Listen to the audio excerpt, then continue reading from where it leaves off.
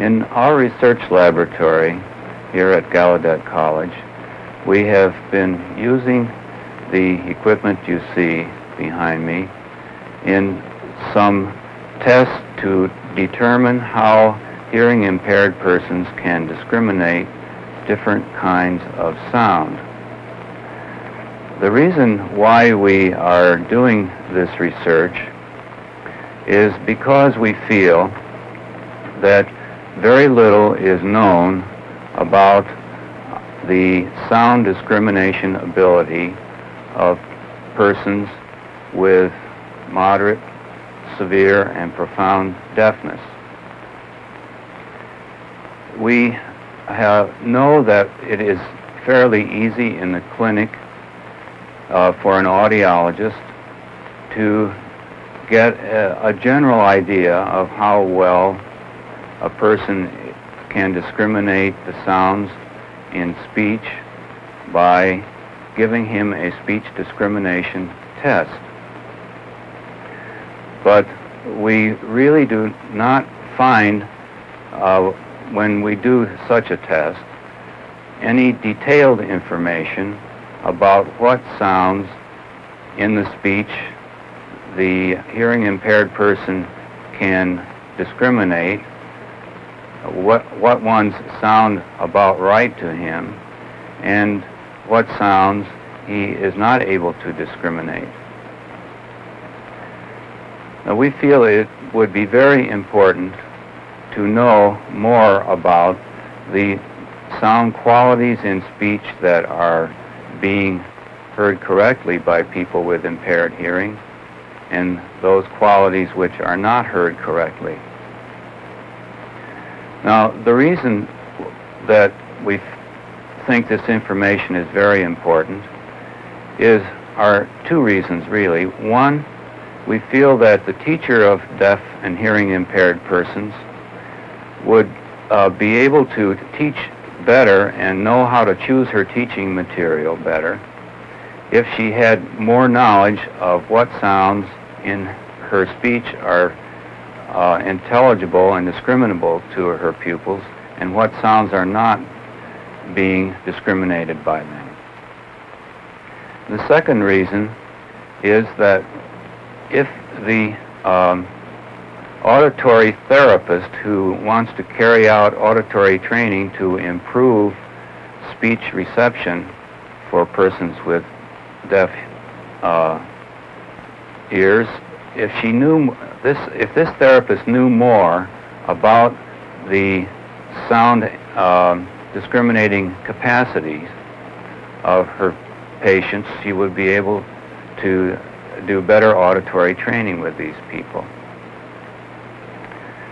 So here in our laboratory, what we have done is to carry out some special types of discrimination tests to try to explore the detailed discrimination capacity of persons, primarily those with moderate to severe sensory neural deafness.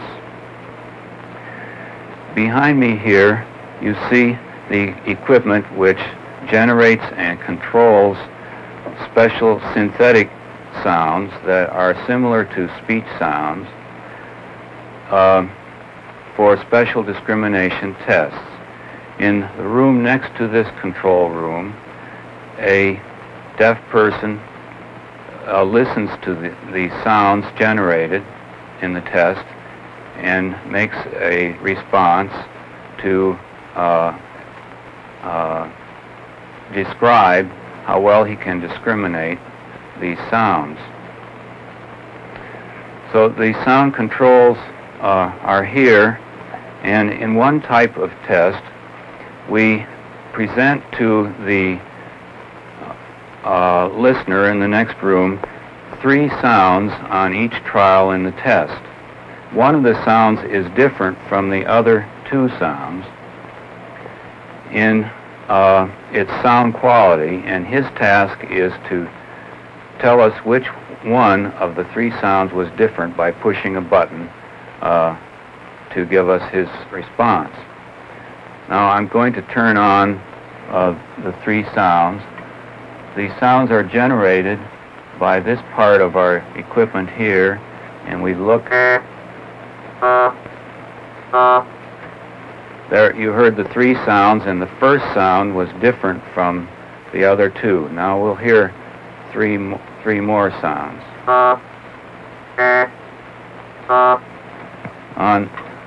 On those three, the second sound was different from the other two. So the listener tells us which one of the three he thinks was the different one. And then the program is arranged so that we find through a succession of trials how small we can make this difference before he is not able to discriminate it. So on the first trial, a very large difference like the one you just heard is given to the listener, and if he's correct, then the programmer here behind me automatically makes the difference smaller on the next trial. If he's correct on that trial, the difference is again made smaller on the following trial, and so on. And we do a run of trials somewhat like this.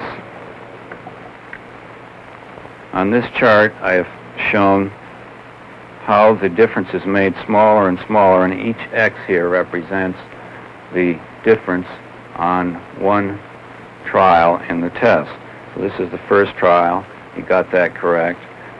So the difference was made smaller on the second trial. He got that correct. And the difference was made smaller again. He got that wrong, so the difference was made larger again. He got that correct.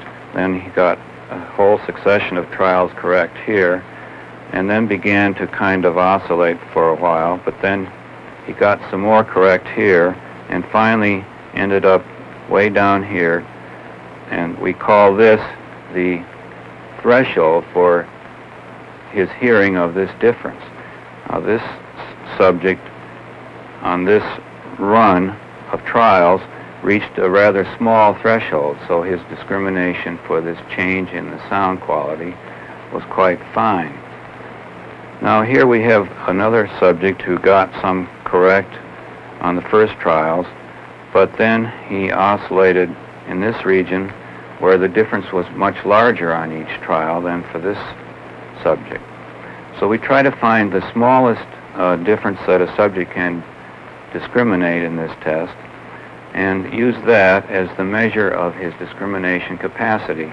If he requires a large difference, we say his discrimination is rather poor. If he requires a small difference, his discrimination is much better. Now I would like to show you some of the results of these tests.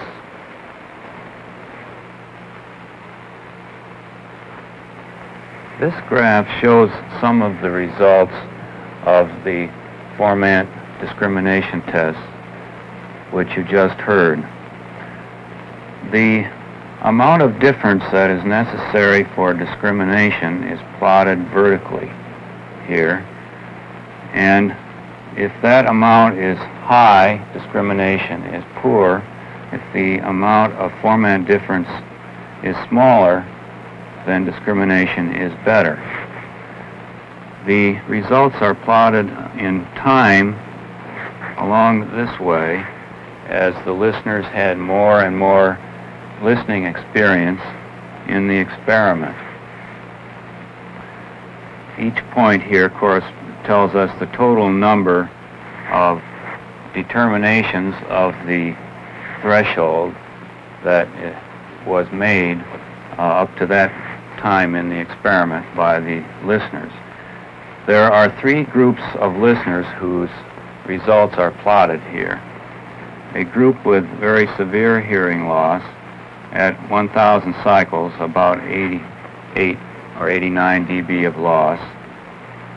Another group of sensory neural impaired listeners with less hearing loss, having a loss of about 75 dB at 1,000 cycles. And then down here, a group of normal listeners. Now, you'll notice that, first of all, that the listeners with the more severe loss have larger thresholds for hearing the four-man frequency difference than the sensory neural group with less loss, and that both of these groups require much larger difference, especially in the early part of the experiment, than normals to hear the format frequency difference. Now, you notice, though, that as the experiment goes on, both of the sensory neural impaired groups get better in their discrimination. They can hear smaller and smaller format frequency differences. And that the group with the more severe hearing loss takes longer and learns a little bit more slowly than the group with the better hearing. After they'd had 8 to 10 runs, were doing sometimes almost as good as normal. But you notice that their performance is rather variable from time to time. We don't know exactly what this variation is due to.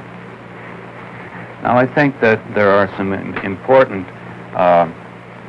things to say about these results in relation to auditory training problems. When you want to train a person to make a speech-sound discrimination, this tells us that if he has a severe to profound sensory neural loss, that we should expect that if his loss is very severe, that he may require a rather long training time to improve his discrimination.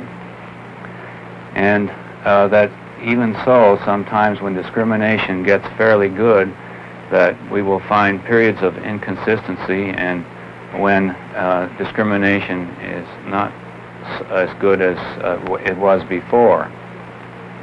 Now, if the auditory training therapist knows that these long training is necessary and that results sometimes may appear to be inconsistent, that you're getting nowhere or worse, then she's more likely to carry on the training further until stable results are achieved.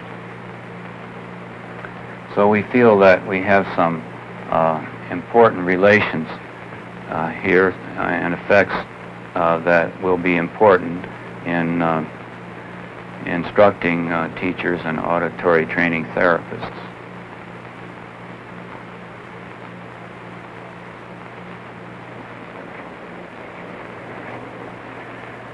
Now I want to describe to you a different kind of test which we are using to measure the discrimination for hearing impaired persons.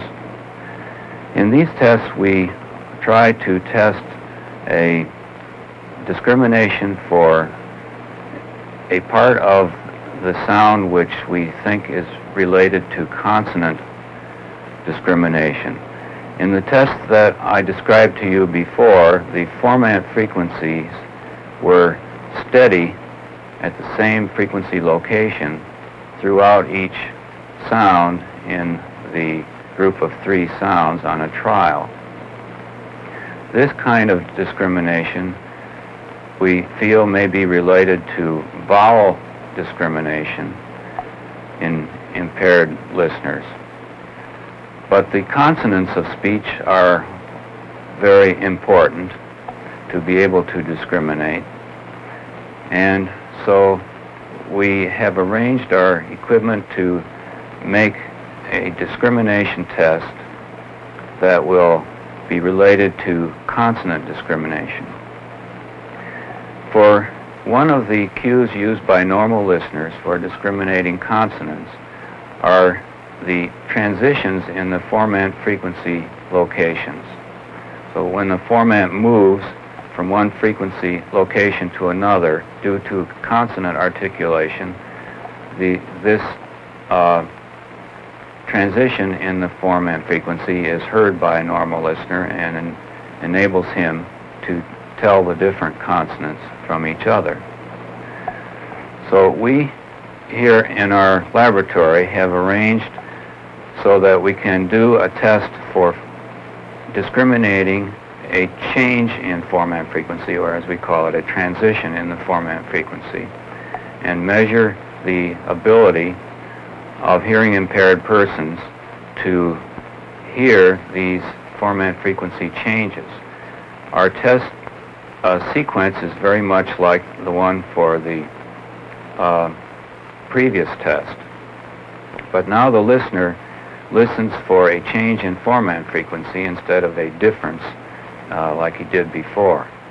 On the three sounds in each trial, two of the sounds have no change in their formant frequency, and the third sound has a transition during the sound in the location of the formant frequency. Now I think you can hear this if I play some examples for you.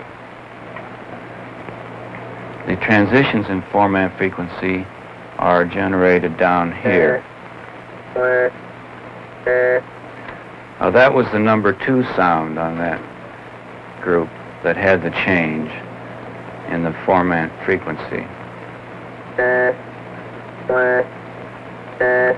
In that group, number 2 again was the sound that had the transition in the formant frequency.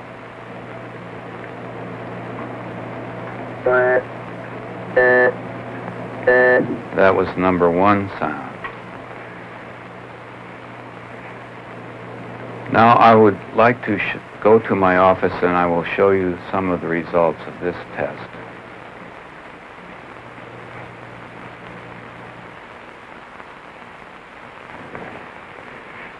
These two pictures here show spectrograms of the sounds that were used in the test for discrimination of transitions in the format of a synthetic sound.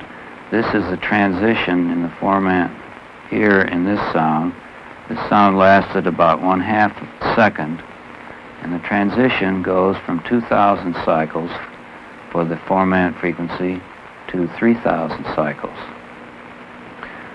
Here on the left is a similar sound where there is no transition in the formant frequency. The formant is at 3,000 cycles throughout the sound duration. The duration of the transition, or the speed of the transition here, is rather slow. The duration is rather long, about 300 milliseconds, or 3/5 of the whole sound. And we changed this speed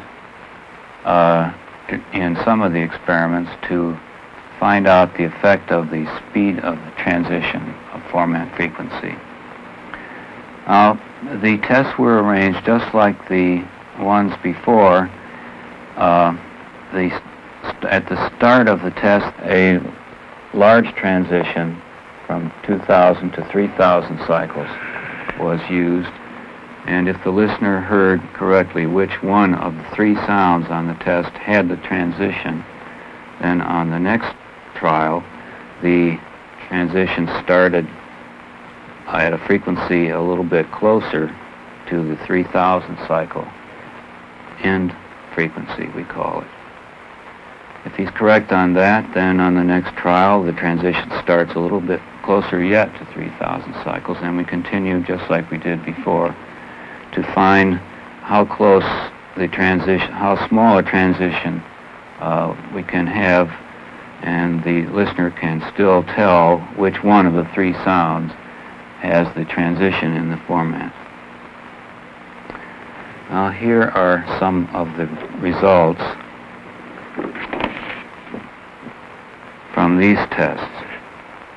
We have in the graph plotted the discrimination threshold, again from low thresholds or very fine discriminations or small amount of formant transition to higher amounts of formant transition that were necessary to hear the occurrence of the transition.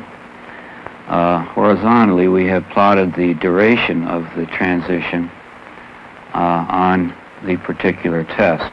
This duration was always the same on one run of tests.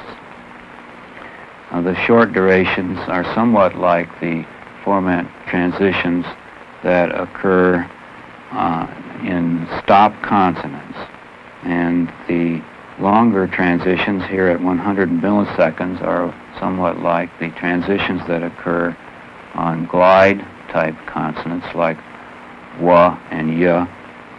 Then the long transitions are like those that occur in the diphthongs in vowels. And these very long transitions throughout almost the whole duration of the sound, 500 milliseconds long, are much longer than those that naturally occur in speech. We have results for listeners with severe sensory neural losses divided into two types of listeners. Those whose loss has a sloping contour on the audiogram we call sloping losses. We had 3 listeners in that category. Then in the other category of sensory neural loss, 3 people with rather flat contours in their audiograms. In other words, they had about an equal hearing loss at all frequencies in the audiogram. Then we had a group of normal listeners in the test here. Well, you can see that the persons with sloping losses require larger amounts of formant transition before they can hear a transition than do these persons with flat hearing losses, and that both of these groups require larger amounts of formant transition than normals in order to hear the occurrence of the transition. And you will also notice that the normal listeners require a larger transition if the duration of the transition is very short, but this is also true of the impaired listeners, perhaps even to a greater extent require very large transitions for these very short 50 millisecond transition sounds.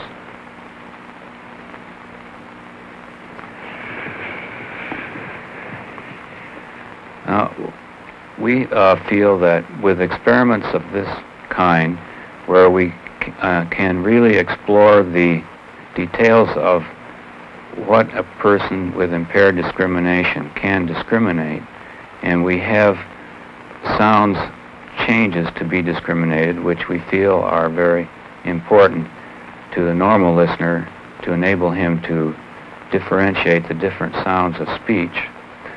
So when we have quite a bit of information from research of this type, we think we will have a much better description of what a speech discrimination impairment is like. And when we have such a description, we believe that we will be able to design better types of hearing aids. We'll be able to tell auditory training therapists and teachers of the deaf what kinds of speech discriminations may be usable to them, to their pupils and their trainees, and what kinds of discriminations may be very, very difficult.